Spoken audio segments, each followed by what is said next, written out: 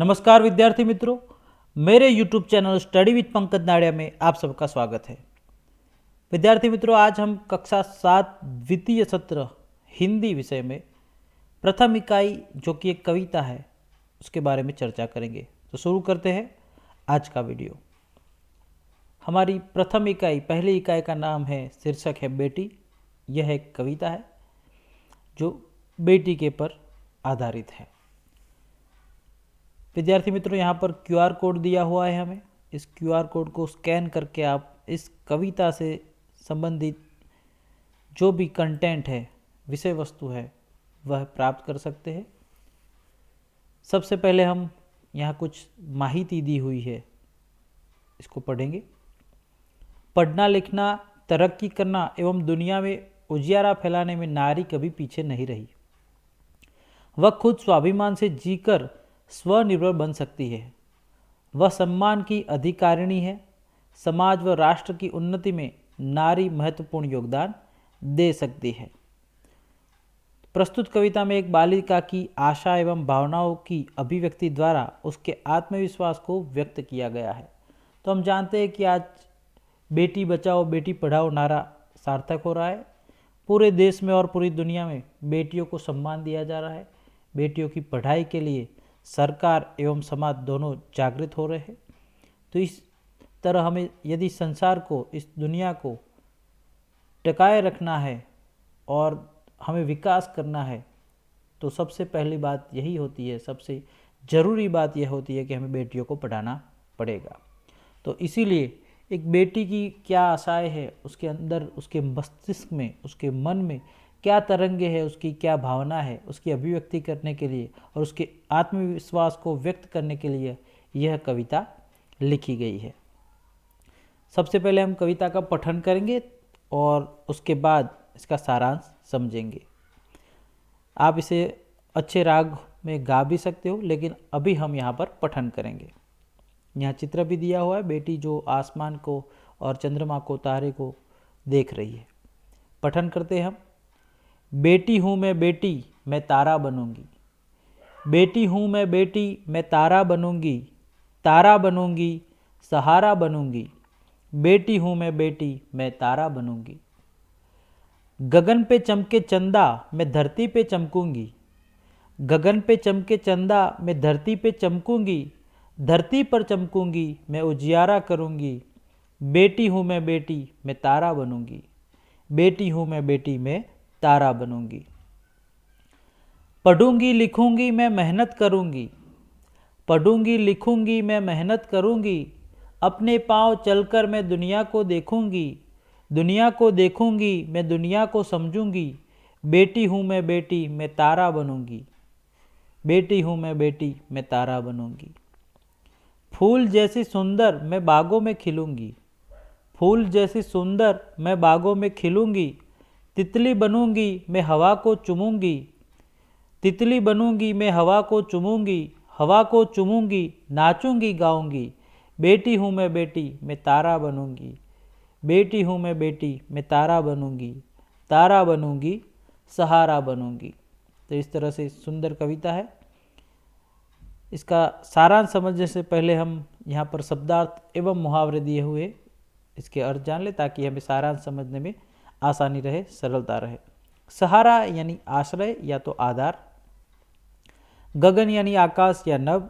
चमकना यानी जगमगाना, लेकिन यहाँ पर कविता के संदर्भ में चमकना यानी उन्नति करना, प्रगति करना, विकास करना। उजियारा यानी उजाला, प्रकाश।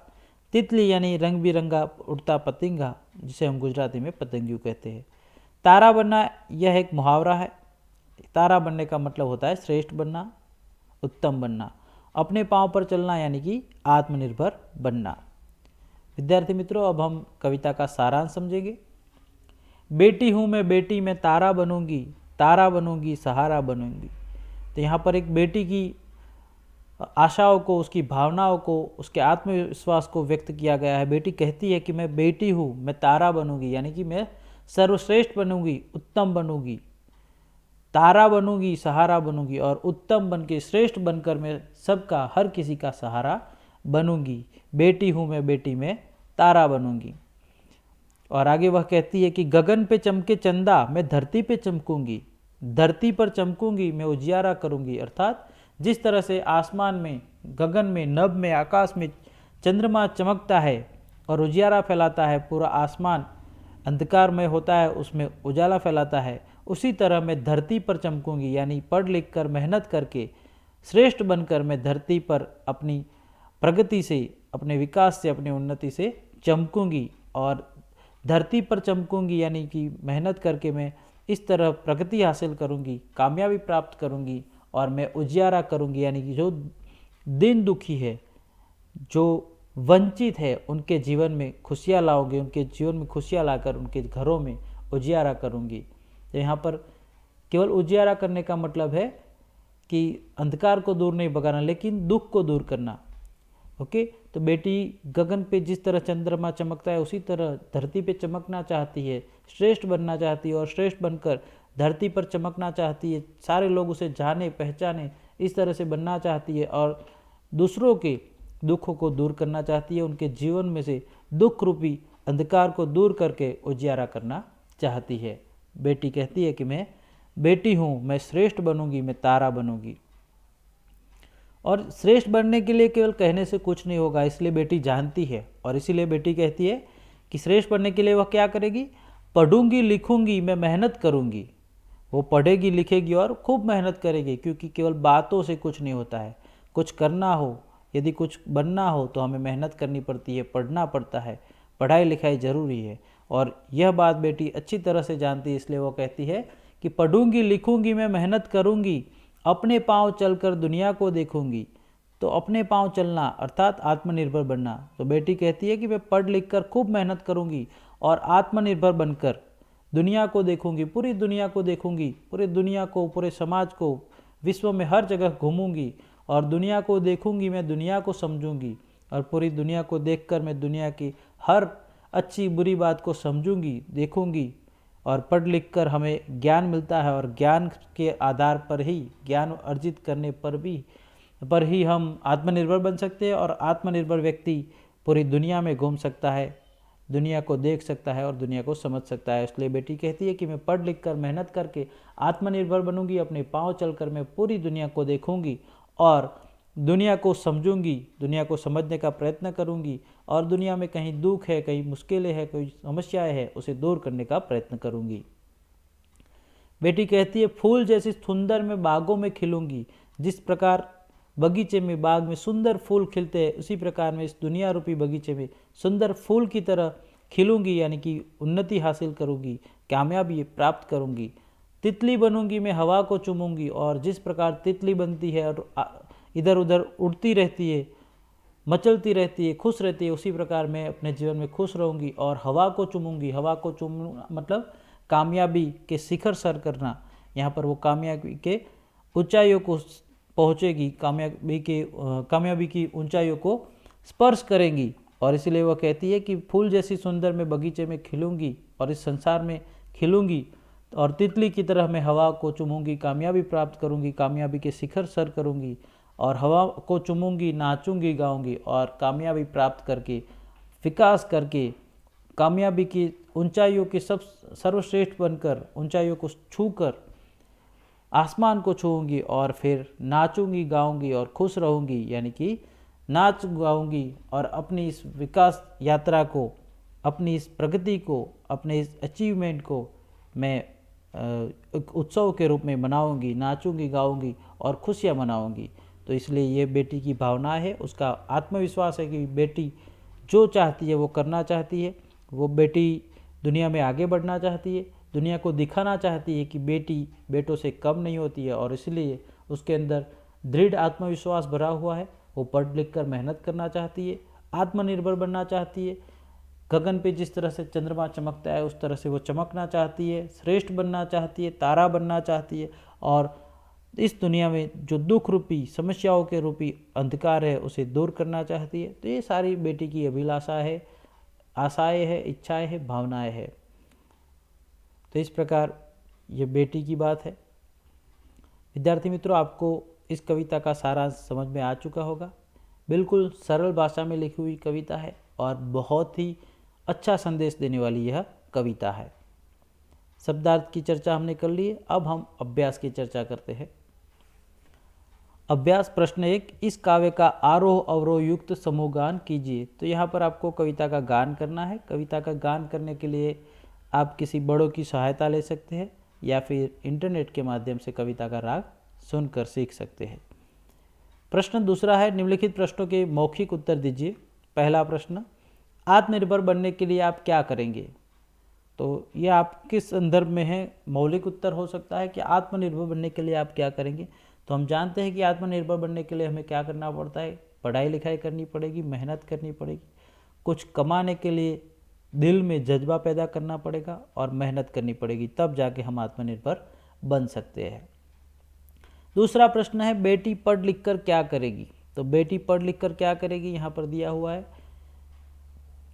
बेटी पढ़ूंगी लिखूंगी मैं, मेहनत करूंगी और अपने पांव चलकर दुनिया को देखूंगी। अर्थात बेटी पढ़ लिख कर खूब मेहनत करके आत्मनिर्भर बनना चाहती है और आत्मनिर्भर बन के पूरी दुनिया को समझना चाहती है। प्रश्न 3, बेटी की तरह आप किसी का सहारा बनने के लिए क्या क्या करेंगे? तो जिस तरह बेटी श्रेष्ठ बनकर दूसरों का सहारा बनना चाहती है, उस तरह आप दूसरों का सहारा बनने के लिए क्या क्या करेंगे? तो हम दूसरों का सहारा बनने के लिए किसी को मदद कर सकते हैं। कोई यदि आपका मित्र, आपके गांव में रहने वाला कोई लड़का या लड़की जो पढ़ाई करना चाहते हैं लेकिन गरीबी की वजह से पढ़ाई नहीं कर पाते हैं, तो आप उनकी मदद करेंगे, उनको कापियाँ, नोटबुक या यूनिफॉर्म वगैरह ला कर देंगे, या किसी बूढ़े या गरीब इंसान को खाना और कपड़े देंगे। तो इस तरह की आप मदद करके दूसरों का सहारा बन सकते हैं। प्रश्न 4, बड़े होकर आप क्या बनना चाहते हैं और क्यों? तो ये आपका खुद का उत्तर रहेगा, निजी उत्तर हो सकता है, हर किसी का अलग अलग, कि आप क्या बनना चाहते हैं। कोई डॉक्टर बनना चाहता है तो वो लिखेगा कि मैं बड़ा होकर डॉक्टर बनना चाहता हूँ। क्यों? तो इसलिए क्योंकि मैं हर किसी की सेवा कर सकूँ, मरीजों की सेवा कर सकूँ और लोगों को स्वस्थ जीवन जीने में मदद कर सकूँ। कोई कह सकता है मैं बड़ा होकर शिक्षक बनना चाहता हूँ ताकि दूसरे विद्यार्थी को पढ़ा सकूँ, दूसरों को अपना ज्ञान दे सकूँ और संसार निर्माण में अपना योगदान दे सकूँ। तो इस प्रकार से इसका उत्तर हर कोई अपने हिसाब से लिखेगा। प्रश्न 5, आप जीवन में क्या करना चाहते हैं? ये भी उत्तर आपका खुद का रहेगा क्योंकि आपके मौलिक उत्तर है, आपकी कल्पनाओं के आधार पर है। आप जीवन में क्या करना चाहते हैं? तो मैं जीवन में कुछ ऐसा करना चाहता हूँ ताकि कोई गरीब ना रहे, हर किसी को समान अधिकार मिले, हर किसी को पढ़ाई का, रहने का, खाने पीने का और अपना काम करने का समान अधिकार मिले और जो काम करते हैं उसके हिसाब से उसे तनख्वाह मिले। इस तरह का कुछ आयोजन करना चाहता हो। तो इस प्रकार से आप अपने हिसाब से लिख सकते हो। प्रश्न 3, बॉक्स में दिए गए शब्दों के अर्थ शब्दकोश में से ढूंढकर उन्हें शब्दकोश के क्रम में पत्तियों में लिखिए। यहाँ कुछ शब्द दिए हुए हैं, यहाँ पर पत्तियाँ, फूल और पत्तियाँ दी हुई है। तो इन शब्दों को शब्दकोश के क्रम में रखकर आपको पहला, फिर दूसरा, तीसरा, चौथा और पांचवा इस तरह से लिखना है। ओके, तो पहले हम सारे शब्द पढ़ लेते हैं। मिसाल, गर्व, अंबर, शान और कष्ट। तो सबसे पहले आएगा अंबर। ओके, दूसरा शब्द आता है अंबर के बाद कष्ट, क से। उसके बाद गर्व, तीसरा शब्द आएगा गर्व। फिर आएगा चौथा शब्द मिसाल और अंत में पांचवा शब्द आएगा शान। तो इस प्रकार से आपको पहला शब्द अंबर यहाँ लिखना है, दूसरा शब्द जो है कष्ट यहाँ, और बाकी के सारे शब्द 1 से लेकर 5 तक सारे शब्द इस प्रकार से पंखुड़ियों में और पत्तियों में लिखने हैं। प्रश्न 4, निम्नलिखित शब्दों को उदाहरण के अनुसार उचित क्रम में रखकर पूर्ण वाक्य बनाइए। तो यहाँ कुछ शब्द दिए हुए हैं, इन शब्दों को उदाहरण के अनुसार हमें उचित क्रम में रखना है और अर्थपूर्ण वाक्य बनाने का प्रयत्न करना है। जैसे कि शब्द दिए हुए चाहिए, का, प्रसार, घर घर, होना, में और शिक्षा। तो इसका वाक्य जो बनेगा इस प्रकार से बनता है, घर घर में शिक्षा का प्रसार होना चाहिए। अब हमारे पास यहाँ कुछ ऐसे ही शब्द है, जैसे कि पहला है पेड़, भारत का, की, है, मूलतः, नीम, धरती। तो इस शब्दों को उचित क्रम में रखकर हमें अर्थपूर्ण वाक्य बनाना है। तो यहाँ पर आएगा नीम, मूलतः, नीम मूलतः भारत की धरती का पेड़ है। फिर से एक बार, नीम मूलतः भारत की धरती का पेड़ है, और फिर पूर्ण विराम। दूसरा है, नीम है दातून श्रेष्ठ की होती दांतों लिए के। तो इसका भी बनाएंगे, नीम की दातून, नीम की दातून दांतों के लिए श्रेष्ठ होती है। फिर से एक बार, नीम की दातून दांतों के लिए श्रेष्ठ होती है। तीसरा प्रश्न इसमें, दिया जलाकर दिया रख में आंगन। ओके, तो यहाँ पर दिया ये भी है और ये भी दिया है, तो हम दो शब्द दिया दिया हुआ है, लेकिन इस दिया का मतलब होता है दीपक जो हम जलाते हैं, और दिया यानी रख दिया, किसी को देना, हमने तुम्हें खाना दिया वगैरह, देने की क्रिया है, तो ये ध्यान में रखना है। ये पीछे आता है और इसमें दिया में आगे आता है। तो दिया जलाकर आंगन में रख दिया, दिया ये पहले आएगा, दिया जलाकर आंगन में रख दिया। ओके, और फिर पूर्ण विराम। आगे देखते हैं। चौथा, अधीरता दिखानी हमें में नहीं खाने चाहिए। इसका बनेगा हमें, पहला आएगा हमें, हमें खाने में अधीरता नहीं दिखानी चाहिए, हमें खाने में अधीरता नहीं दिखानी चाहिए। ओके, या फिर इस तरह से भी बन सकता है, हमें खाने में अधीरता दिखानी चाहिए नहीं, ये भी चलेगा, हमें खाने में अधीरता दिखानी चाहिए नहीं, दोनों सही है। विनम्रता चाहिए व्यवहार हमारे में होनी भी, तो इसका होगा हमारे व्यवहार में भी विनम्रता होनी चाहिए, या हमारे व्यवहार में विनम्रता भी होनी चाहिए, हमारे व्यवहार में विनम्रता भी होनी चाहिए। ओके, तो इस प्रकार से आप लिख सकते हो। तो विद्यार्थी मित्रों, यहाँ पर इस वीडियो को यहीं तक रखते हैं। स्वाध्याय का वीडियो दूसरे वीडियो में देखेंगे, स्वाध्याय के बारे में दूसरे वीडियो में चर्चा करेंगे। इस वीडियो में हमने कविता के सारांश एवं अभ्यास के प्रश्नों की चर्चा की।